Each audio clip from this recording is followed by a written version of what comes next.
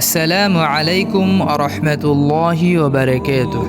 আপনারা শুনছেন হাসানস স্টোরি। সকাল 8টা বেজে 30 মিনিট। বাবা বাথরুমে গোসল করছে, একটু পর অফিসে যাবে। এদিকে এক নাগারে বাবার ফোন রিং বাজছে। আম্মু রান্নাঘর থেকে আমাকে বলছে, জুলি, তোমার বাবার ফোনটা বাজছে, দেখো তো কে কল করেছে। আমি বাবার টেবিল থেকে ফোনটা হাতে নিয়ে দেখলাম মিজান চাচা কল করেছে। ফোনটা নিয়ে এক দূরে রান্নাঘরে গিয়ে আম্মুকে বললাম, তাড়াতাড়ি ফোনটা রিসিভ করো আম্মু, বাড়ি থেকে মিজান চাচা ফোন করেছে। আম্মু ফোন রিসিভ করতেই মিজান চাচা বলে উঠল, ম্যাম সাহেব, ইলিমামুনির কবরটা আবার ভেঙে গেছে, পানিও উঠেছে কবরে, ঝড় নাই বৃষ্টি নাই, তবুও এই কবরটা খালি ভেঙে যায়।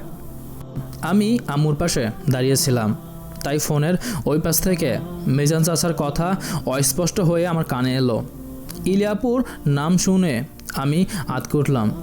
নিজের অজান্তেই গলা দিয়ে শব্দ বেরিয়ে এলো, ইলিপু। হাত পা কাঁপতে লাগলো আমার, চোখের সামনে সব ঝাপসা হয়ে এলো। তারপর আর কিছুই বলতে পারবো না। জ্ঞান ফেরার পর নিজেকে আবিষ্কার করলাম আম্মুর বিছানায়। বাবা অনলাইনে ট্রেনের টিকিট কাটার জন্য চেষ্টা করছে। এদিকে বিছানায় শুয়ে আমার ধ্যান খেয়াল সব ফিরে গেল 9 বছর পেছনে, যেখানে আমার রব ছিল অপরিচিত।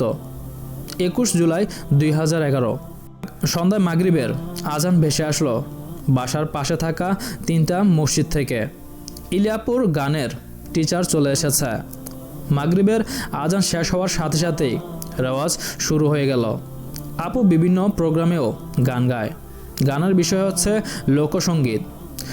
রেওয়াজের শুরুতে তানপুরা বাজতে থাকে।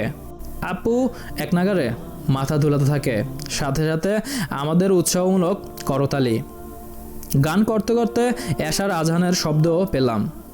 বাসার পাশে 3-4টা মসজিদ থাকায় অনেকক্ষণ পর্যন্ত আমরা আজানের শব্দ শুনতে পাই, কিন্তু সেদিকে কোনো দিনও কোনো খেয়াল ছিল না আমাদের। আম্মু এসে বললেন, ইলি মা আমার, এবার একটু রেস্ট করো।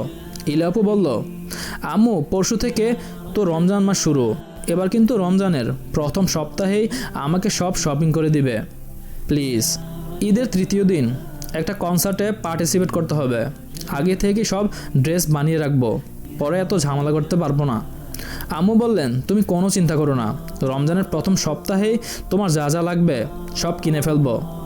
আমার মেয়েকে টিভিতে দেখাবে, এর চেয়ে গর্বের বিষয় আমার জন্য আর কি হতে পারে।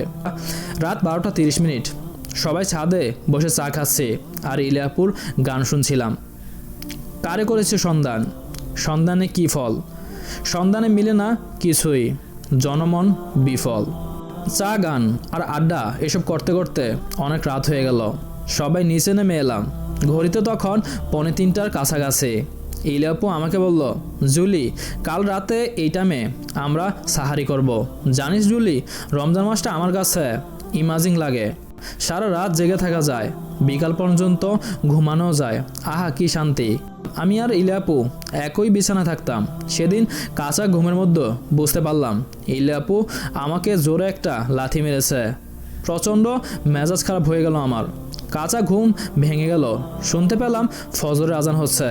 ফজরের আজানের সাথে ভয়ঙ্কর ঘোঙানি শব্দ মিশ্রিত হয়ে এক আচানক শব্দ কানে এলো। ভয়ে গলা শুকিয়ে যাচ্ছে, চোখ খুলতে পারলাম না, গা শিউরে উঠতে লাগলো আমার। খানিক পরে টের পেলাম আমার জামার এক পাশ থেকে ইলিয়াপু খামচে ধরেছে। জামা ছিঁড়ে চিরচির শব্দ হচ্ছে, এটাও স্পষ্ট কানে ভেসে এলো। আস্তে আস্তে চোখ খুললাম। আমার পাশে শুয়ে দেখা ইলিয়াপুকে কেমন বিভৎস লাগছে। আমি চিৎকার করতে পারলাম না। বিছানায় অনবরত কাঁপছে। মনে হলো আমার ভিতর থেকে শুকনো কলিজাটা কেউ হেঁচকা টান মেরে বের করে এনেছে। ইলিয়াপুর ঘোঙানি শব্দে বাবা ছুটে এলেন আমাদের ঘরে। পিছনে পিছনে মাও দৌড়ে এলেন। ইলিয়াপুর মুখ দিয়ে পিছিল লালা বের হয়ে আমার শরীর ভিজে যাচ্ছে। গরম ফুটন্ত পানির মতো যন্ত্রণা অনুভব করলাম আমি। আম্মু ভয়ে আমাদের কাছে আসলেন না, মা ভয়ে সন্তানের কাছে আসছে না। পৃথিবীতে এর চাইতে ভয়ঙ্কর দৃশ্য আর কি হতে পারে।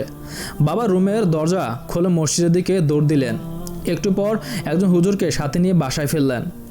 সকাল তখন একদম পরিষ্কার। সকালে ঠান্ডা মৃদু বাতাস আর ইলোয়াপুর গরম নিঃশ্বাসে রুমের ভেতর এক বিষাক্ত পরিবেশ তৈরি হলো। এদিকে ইলোয়াপুর চোখ অস্বাভাবিক রকমের বড় হয়ে গেছে। হুজুর ইলাপুর কানের কাছে বলল, মা কালিমা পড়ো, লা ইলাহা ইল্লাল্লাহ। পড়ো মা পড়ো। ইলোয়াপু বলতে লাগলো, জনমন বিফল। হুজুর আবার বললেন, বলো মা লা ইলাহা ইল্লাল্লাহ। ইলোয়াপু বলতে লাগলো, জনম বিফল। ইলিয়াপুর চোখ বড় থেকে আরও বড় হতে লাগলো। মনে হলো চোখের মনি এখনই ছিটকে বেরিয়ে আসবে। খামচে বিছানার চাদর ছিঁড়ে ফেলল। দুই পায়ের আঙুলগুলো বেঁকে কুকড়ে গেল। আস্তে আস্তে ইলিয়াপুর পা কাঁপা বন্ধ হয়ে গেল। আমি পলকহীন চোখে খেয়াল করলাম ইলিয়াপুর পেট অনবরত লাফাচ্ছে। নারী বুড়ি সব বের হয়ে আসবে মনে হচ্ছে। আস্তে আস্তে পেট শান্ত হয়ে এলো। মুখ দিয়ে বারবার উচ্চারণ করতে থাকলো, জনম বিফল। নিমেষের মধ্যেই চোখ ফ্যাকাশে রং ধারণ করে স্তব্ধ হয়ে গেল। সকালের রোদ তখন উকি দিচ্ছে। হুজুর বাবাকে বললেন চোখ দুটো বন্ধ করে দিতে। বাবা ভয়ে ইলাপুর কাছে আসলেন না।